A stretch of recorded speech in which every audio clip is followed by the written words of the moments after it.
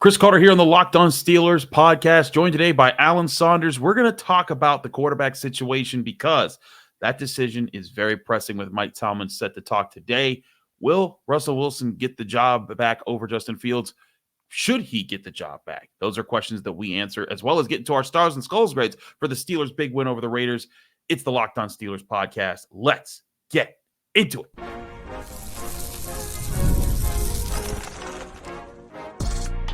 You are Locked On Steelers, your daily Pittsburgh Steelers podcast, part of the Locked On Podcast Network, your team every day.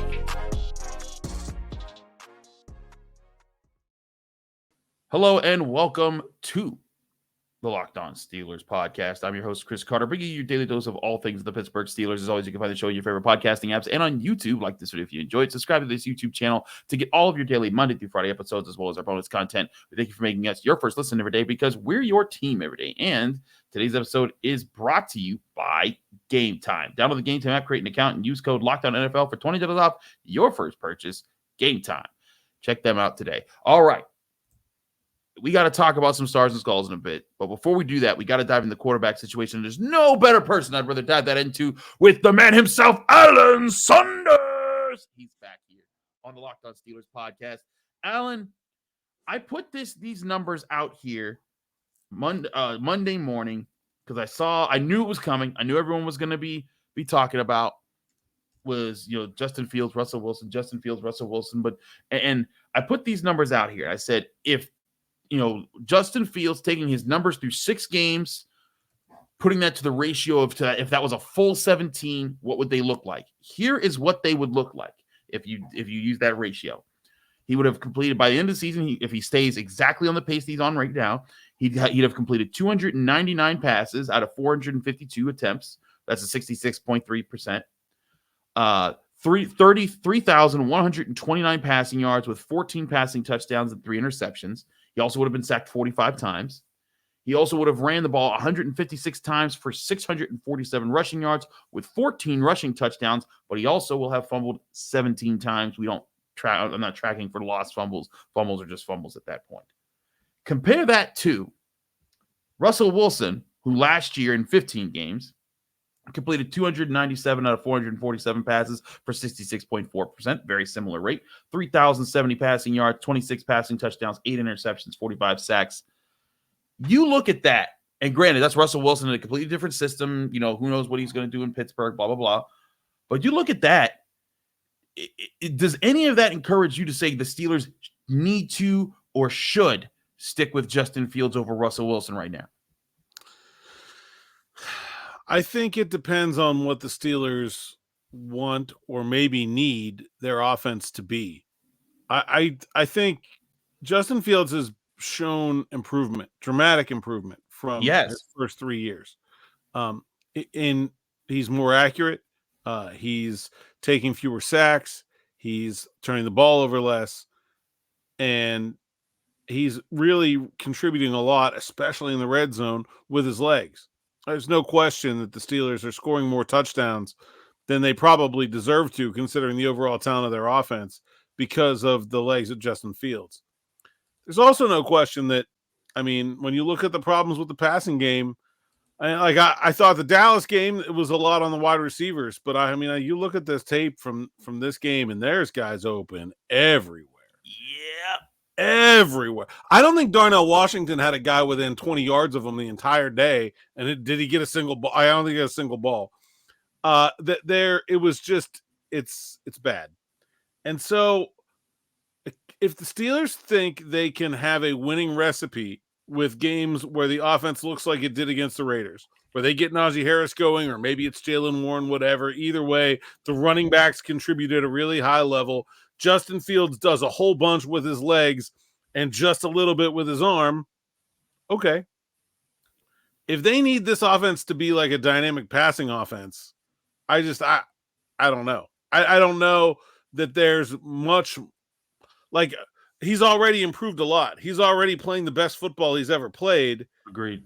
I don't know that it's reasonable to expect there to be like a whole nother level out of Justin Fields. Russell Wilson, we know, has played at a really high level. Now, can he do it physically.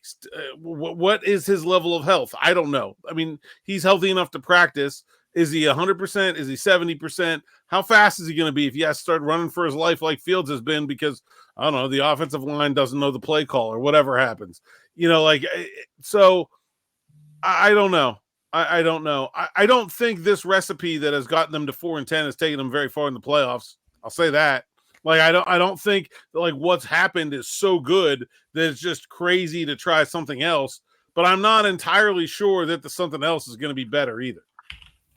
I think that's the thing here is that you're looking at what's going to win you the games that you really need to win this year.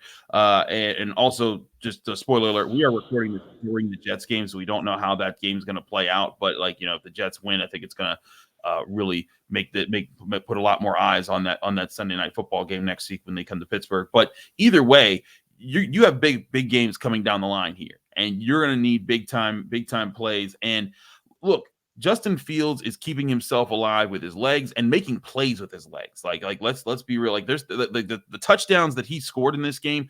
Russell Wilson's not scoring. He can't get on the fourth down attempt when they called play action. They had everything.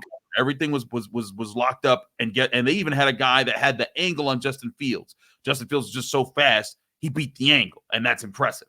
And then on the other touchdown run that he had, the fake pitch out wide, the whole defense goes that way, and then he just comes back the other way, and he can get into the end zone. Those are plays that are unique to Justin Fields. However, to your point, and this is what I said during yesterday's show when I was doing my breakdown after the game.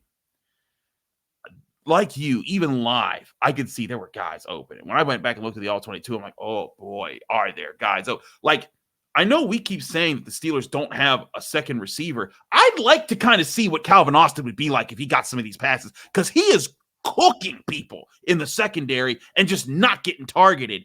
Between him, Darnell Washington, Pat Freiermuth, and if George Pickens get his stuff together, maybe the Steelers actually would have a passing offense if the ball could get out on time down the field consistently. And if Russell Wilson gives you a chance to see that, it's hard to deny that. It's probably also hard to make a change at quarterback when you just scored 32 points in a win. I think that's just right or wrong. I think that's just hard to do. I think Justin Fields is probably going to have to lose the job. But yeah. I don't think he's given himself a lot of leeway either. If that interception that he threw right before the half doesn't get overturned because of he might not be the quarterback in the second half of that game. He may not have finished that game. We've seen Mike Tomlin with the hook.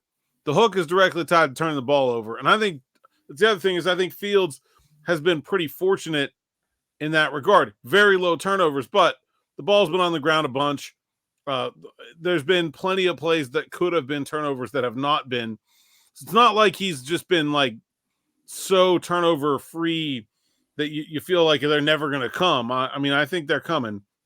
So I don't know. I think what they will do is keep rolling Justin Fields out there until he gets himself into more trouble than he can get himself out of, and then Russell Wilson's going to come in. I just think if the offense is scoring 30 points a game, you're not going to change the quarterback. But I don't think it scored 30 points because of Justin Fields' arm on Sunday. No, it definitely didn't because of his arm. He completed 14 of 24 for 100-some yards. But again, if he's able to run the ball the way he did, and the Steelers can run the ball the way Najee Harris did, I could see them being able to win games. But to your point, you go up against the really good teams that are going to be able to take away that stuff. You're going to need a quarterback who can get the ball down the field, not just on times where he scrambles out of the play, it kind of looks down, does some sandbox play and launches it deep. And again, Justin Fields has the arm; he can get it there, but he is not seeing the field. In a traditional pocket standpoint where he's able to process what's going on, get the ball on time to the right read going through his second and third progressions on plays. And again, the opportunities are out there. I know a lot of people are saying this is Arthur Smith's offense. I said this against the Cowboys. There were guys open that week. There were more guys open this week. And I think that at some point the Steelers need a quarterback who can take advantage of those chances. There's going to be a time when they're going to need more out of their passing offense than they've gotten out of these first 6 games to continue to win. And I'll tell you the big picture for me is that a lot of people are talking about this season is trying to figure out what they got. and these guys, I don't know that I've seen a lot from Justin Fields that makes me want to sign up for another go around. Like not this so far. You're not going to compete with the likes of the Chiefs with a passing offense that's throwing 145 yards a game. You're just not. I think it's certainly the question right now, and a question that we'll probably hear an answer from Mike Tomlin later today at his press conference. Maybe not a definitive one, but at least an inkling of how the Steelers are going to approach this week, who gets the QB1 reps in practice. We'll see how that plays out this week. But we got stars and skulls grades to get to. We'll get to that next here on the Locked On Steelers podcast. Chris Carter, Alan Saunders, stick with us. We'll be right back.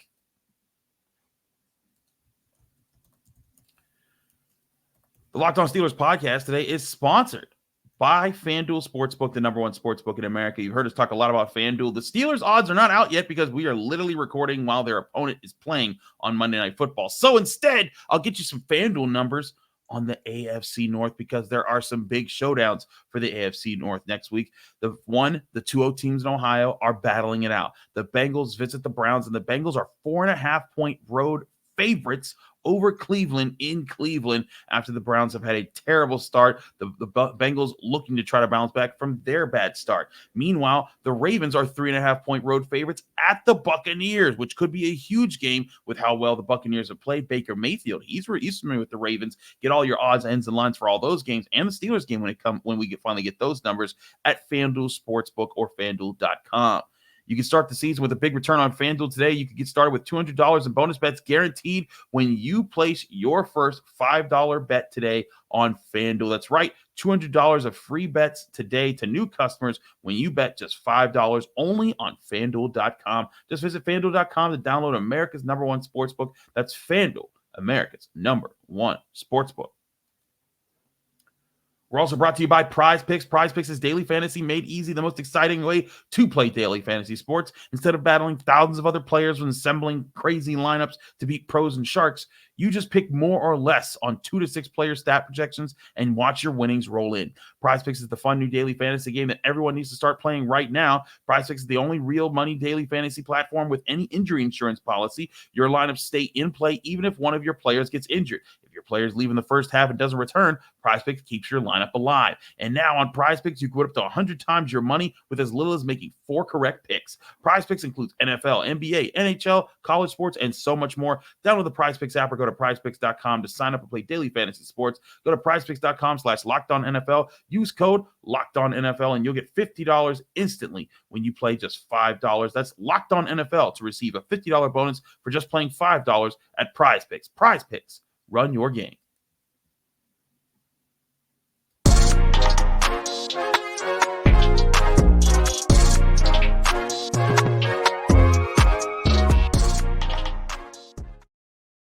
Hello, welcome back to the Locked On Steelers podcast. I'm your host, Chris Carter, joined by Alan Saunders of SteelersNow.com. He's Alan Saunders. Alan, it's time to get to some stars and skulls grades, baby. We don't have a ton of skulls, but we do have some, and one in particular that's pretty that I gave. We only have one 2-sculler this week. That I had to do now. A reminder of our rubric here that we do every week. After the game, we avoid the A, B's, and the C's for the season. We get a little creative. Stars are for good. 1 star for a good play. 2 stars for a great player, a good day. 3 stars for an elite performance.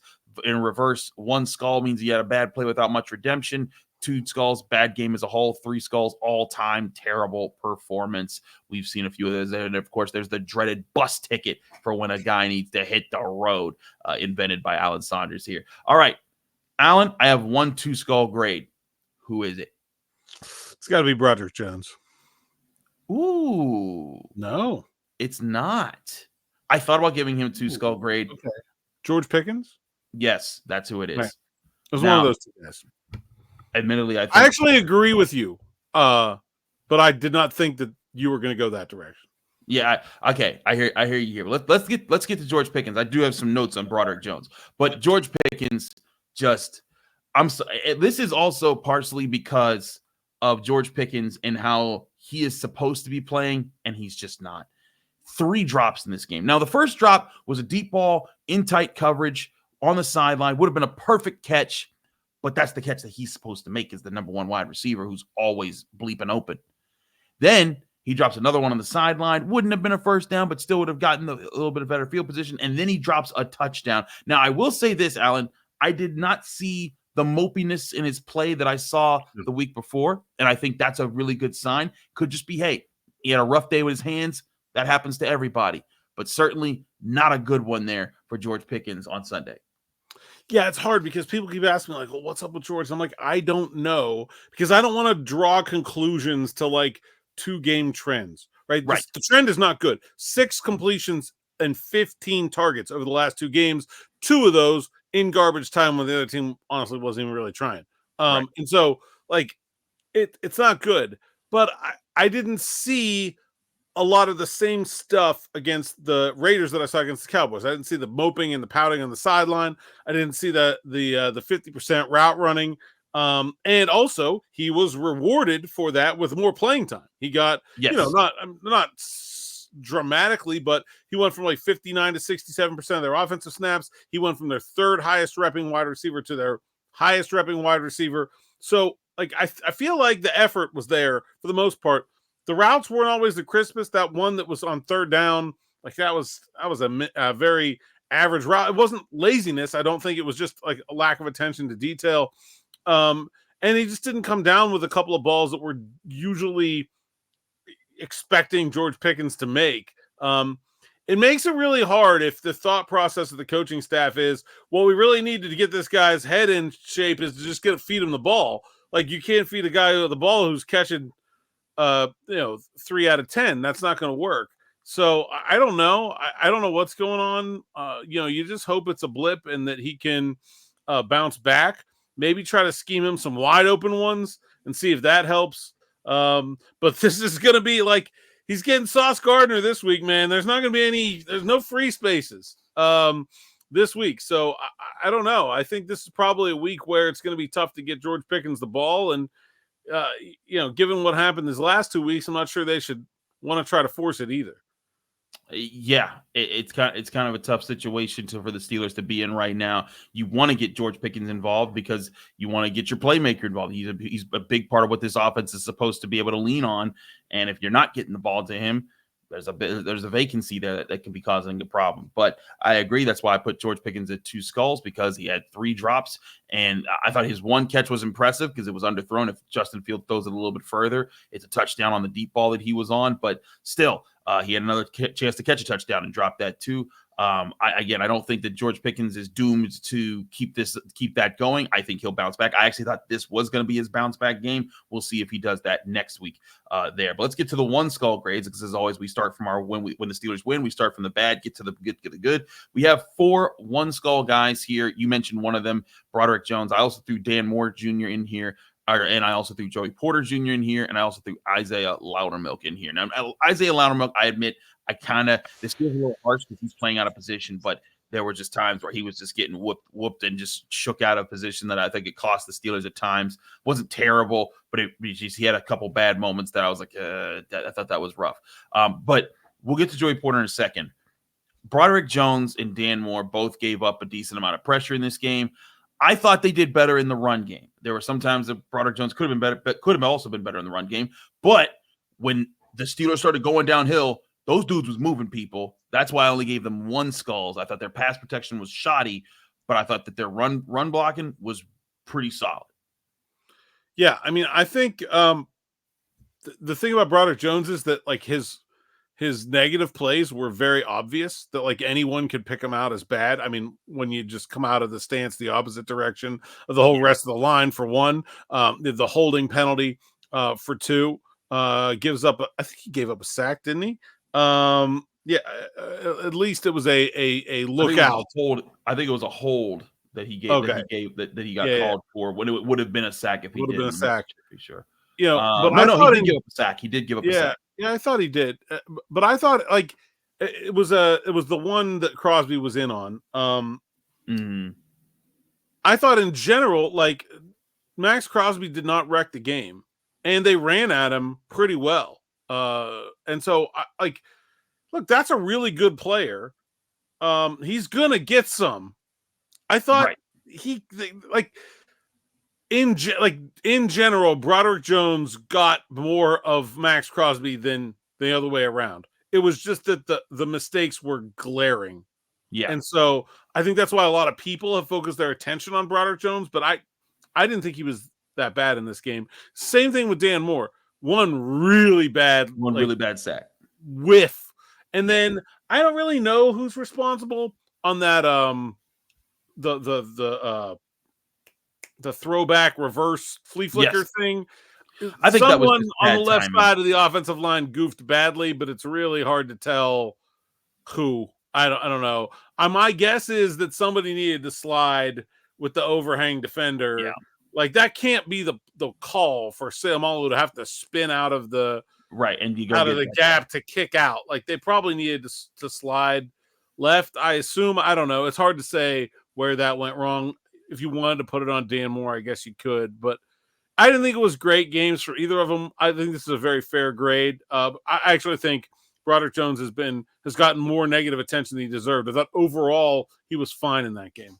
I think he's falling victim to the it's popular to be mad at this guy trend, because I think that's what Najee Harris has gotten at times. I think that's what Broderick Jones is getting now. I think that's if you're a first round pick and you're not lighting it up, we're going to highlight everything we think is bad. And look, there were, again, bad moments, which is why I gave him a skull grade, but I don't think he had a terrible game. I think he had a few bad moments. I was that he had a few good moments. I just weighed the bad a little bit more than the good in this one. I think that's natural when your mistakes are like open and obvious, and then the good things you do require a little bit of nuance. I'll give an example. That juke that Najee Harris put on the cornerback that had everybody sort of with hearts in their eyes. That doesn't happen if the right side of the offensive line doesn't open up a hole 3 Najee Harris is wide for him to dance in. It was an enormous hole. And so you just keep, just think about if Najee Harris runs for 7 yards a carry, I don't think too many of the offensive linemen had too bad of a day. Right, exactly, which is why I didn't grade them too harshly. We'll get into who did have good grades next here on the Locked On Steelers podcast. Stars and Skulls grades continue. We get into the stars. We got a few 3 stars here. In fact, I think this might be it's actually tied for the most 3 stars we've given in a single game. We'll get to all those stars next here on the Locked On Steelers podcast. Chris Carter, Alan Saunders, don't go anywhere. We'll be right back. But first, remind you, this show is also brought to you by Game Time. Game Time is the app you need to download to your phone today to get live tickets to all your live events, favorites right now going on in the fall, especially here in Pittsburgh. Game Time has a new feature called Game Time Picks that make getting tickets even easier for all your favorite live events, whether they're sports, music events, concerts, comedy, whatever they are, live events. Game Time most likely going to find you your best tickets to get there. And right now, Steelers fans, you got back-to-back home primetime games at Acrisure Stadium these next 2 weeks. You can get your tickets at Game Time, the best place to get those tickets, fast and easy way to buy all those tickets. Plus, you can also find what they call the Super Deal. The Super Deal is the best combination for a seat for the best price, whether that's front row at the concert or club seats at the big game. Get all your tickets at Game Time. Plus, they have a best price guarantee that can't be beat. If you find tickets in the same section of the row for less somewhere else, Game Time will credit you 110% of the difference of those prices. Snag the tickets without the stress with Game Time. Download the Game Time app, create an account, and use code LOCKEDONNFL for $20 off your first purchase. Go to their website, gametime.co. Terms and conditions apply. Create an account, redeem code LOCKEDONNFL for $20 off. Download Game Time today. What time is it? It's Game Time.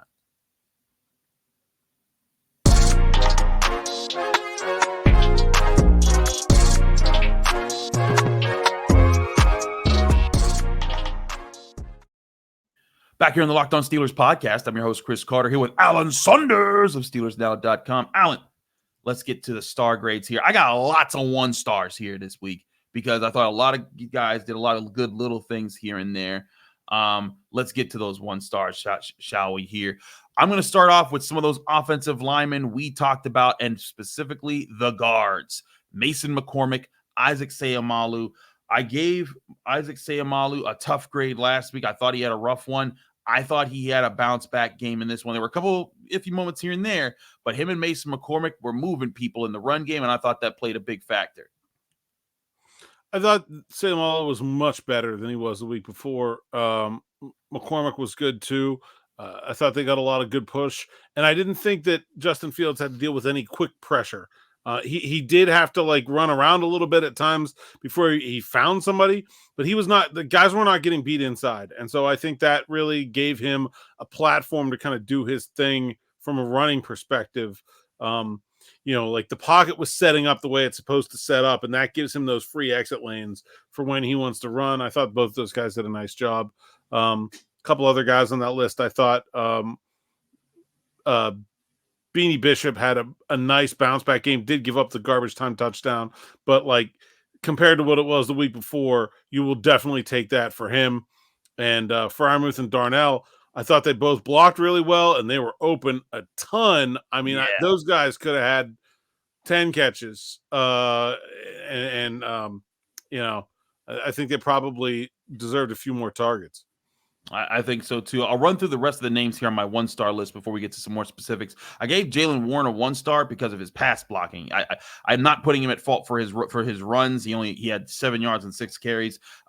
Like I've said about Najee Harris, sometimes the holes ain't there. They were not there for Jaylen in this one. That was a rough spot. But when he came in, he needed to pass protect for Justin Fields. He threw some really good blocks. He gets a star for that. Chris Boswell for being Chris Boswell. Beanie Bishop, like you said, had a pretty good bounce back game, even though he got the garbage time touchdown.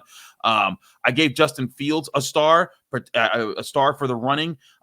If it was purely passing, he would have gotten a skull for this game because there were guys wide open everywhere and he was not seeing it. But the running can't be mad at it. He gets a star for this game. Pat Freiermuth, Darnell Washington, both were open. Both were also contributing in the run blocking. I thought was solid. Larry Ogunjobi, Keanu Benton helping up front to stop the run. Micah Fitzpatrick targeted 1 time, no completions. Terrell Edmonds targeted a couple times, no completions. Both came in big, I think, in helping over the middle, as did James Pierre when he came in. I thought he was pretty solid as well there. Alan, any complaints with my 1-stars here? No, not at all. I like this list. Good call on Terrell Edmonds too. When Minka got hurt, he's playing free safety. That is not his game. Not what Rel signed up for. And I thought he was back there. Well. I was like, oh Lord, that's a bad look. And then he wasn't. They even went at him, and he broke up a pass. I was like, okay, fine. Terrell, he did fine. So.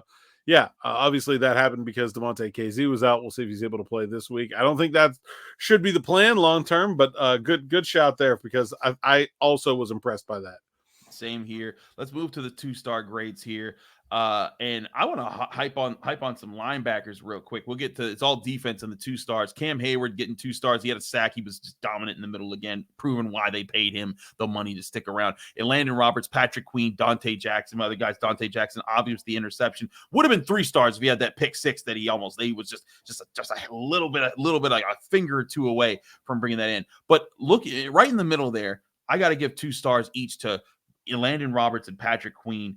This was the version of Patrick Queen I think the Steelers have been hoping to see. Now, you'd love to see a little bit more splash too, but he was everywhere he needed to be, making tackles, being in the right spots, shutting down the run. And Landon Roberts, he wasn't Landon Roberts in this game. He was E-Rob. He was straight up E-Robbing, and he was robbing people everywhere. These guys were making plays, the linebackers. This was the hype that we were building up this linebacker unit to be during the offseason, because last year the linebackers were just such a problem with all the injuries they sustained.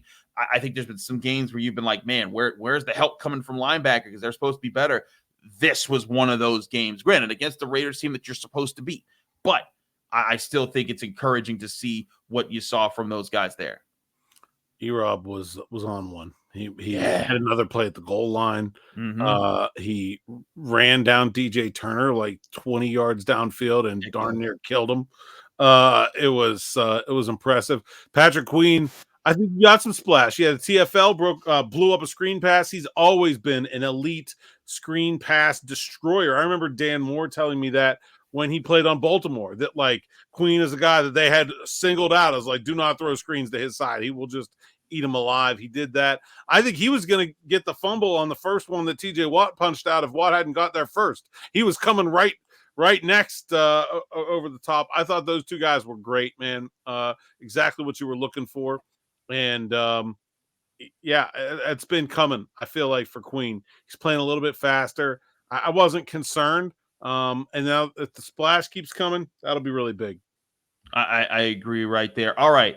I've got 3 3-star players here. You get the powers of deduction to use here based off of who's been there. Who are your 3-star players if you were to name all 3, Alan Saunders? Let's see if you get them right this week.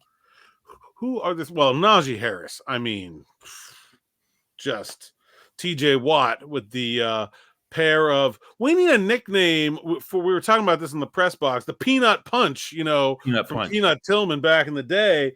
TJ needs his own. He needs his own nickname for it, but I don't know what. We got to come up with something. The Watt Wop?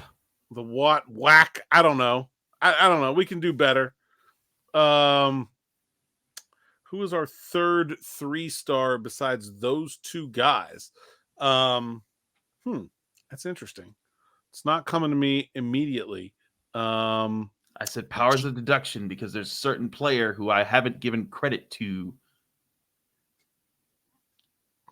Jeremiah Moon? I don't know. No. He probably deserves a star somewhere. I apologize. He probably does deserve a star. I did have to throw these together after watching my second run of the film real fast so we can get this done. But it's none other than the man from West Virginia himself, Zach Frazier. I wasn't thinking about him because he got hurt, but yeah, that makes sense. He was dominating in the middle of the line. He is very much living up to the hype of being a second-round center pick, like being the future of this franchise. Also, real quick, Alan, we're seeing reports that Zach Frazier's injury wasn't that bad. Quick thoughts on anything you've heard or what you're seeing there. I get the impression if anything he misses a week, he should be back the week after if he has to miss this week. Yeah, I mean, they got the long week ahead of Monday Night Football, and then they've got the bye. So, I mean, I think at the very worst, he misses 2 games. That's a blessing for the Steelers because he's been instrumental in their success when they've had success on offense, and I think he was instrumental again. But getting back to these other guys, we'll get to Watt in a second. Najee Harris. I was tweeting this during the game. I wasn't in Las Vegas like you were. I don't get flued out to places like Alan Saunders does. You want to trade? but in all seriousness, I'm watching from home and I'm seeing Najee Harris hit these holes. And I'm like, this is what it looks like when he doesn't have to worry about dodging 3 defenders 2 yards in the backfield every single play. And he can trust that when we say this hole's going to be here, that it's going to be here. And you saw that in this game. He made it work. He averaged 7 yards per carry, got over 100 yards. He was just, and not just because the holes were there, but because when the holes were there, he was making the Raiders pay. He was carrying 2, 3, 4 dudes downfield, shaking guys out of their shoes, stiff arming them to the ground. He's gonna win angry runs. I don't care what Kyle Brandt says about anybody else. He's winning angry runs this week. As a person who has taken a lot of heat for saying, "Hey, lay off Najee Harris" over the years, I was like, I wasn't surprised. And I also don't think people should be surprised when they see this guy run hard because that's who he is. I just think that there should be, I think that if the Steelers take notes from how they played in this game, one thing they need to do is they need to counter the run blitz better because even though they didn't have success in the passing game, I think the fact that they've started to pass a little bit more on first downs is forcing teams to say, hey, we can't always just run blitz them every first down play. And that allowed the offensive line to create more space, which allowed Najee Harris to have more space and for him to do what I've always thought he could do when he gets that space. Yeah, I think this is just Najee Harris being himself with the team around him finally pulling its weight in terms of the run blocking, not just the offensive line. I thought the tight ends were outstanding in the run blocking. That's why they got wide started. Receivers did a nice job of the run blocking. And so I think there's a lot there.